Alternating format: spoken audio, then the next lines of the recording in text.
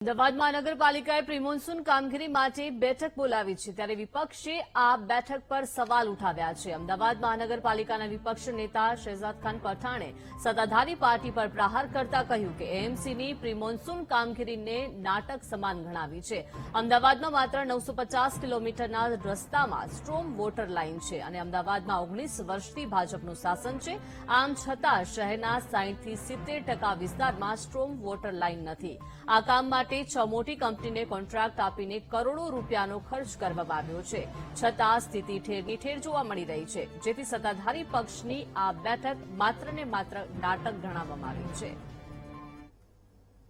Congress party इस meeting को सिर्फ और सिर्फ एक बड़ा नाटक और अहमदाबाद शहर की जनता को मूर्ख बनाने की मीटिंग समझ रही है, क्योंकि कहीं ना कहीं अहमदाबाद म्युनिसिपल कॉर्पोरेशन में भारतीय जनता पार्टी 17 साल से ज्यादा से राज कर रही है और वही दूसरी ओर इन 17 सालों में भारतीय जनता पार्टी ने स्टॉर्म वाटर का काम भी ठीक से नहीं कर पाई।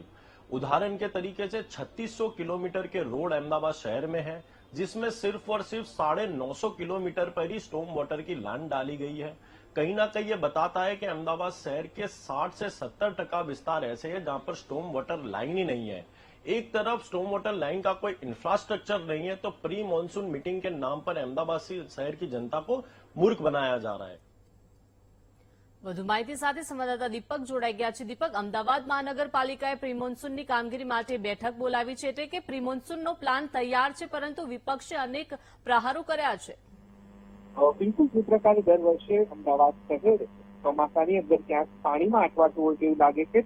દર વખતે પ્રી મોન્સૂનના નામે કરોડો રૂપિયા જે છે તે ખર્ચવામાં આવે છે। આ વખતે પણ તે પ્રકારનું પ્લાનિંગ જે છે તે અમદાવાદ મહાનગરપાલિકા દ્વારા કરવામાં આવ્યું છે ને આ વખતે તમામ જે સીસીટીવી કેમેરા છે તેમાં એક અલગ કોડિંગ જે છે તે આપવામાં આવ્યું છે, જ્યાં સૌથી વધારે પાણી ભરાતા હશે તેવા ઓરેન્જ, બ્લુ અને યલો જે કલર કોડિંગ છે તે આપવામાં આવે છે। તે પ્રકારે કામગીરી જે છે તે કરવામાં આવશે।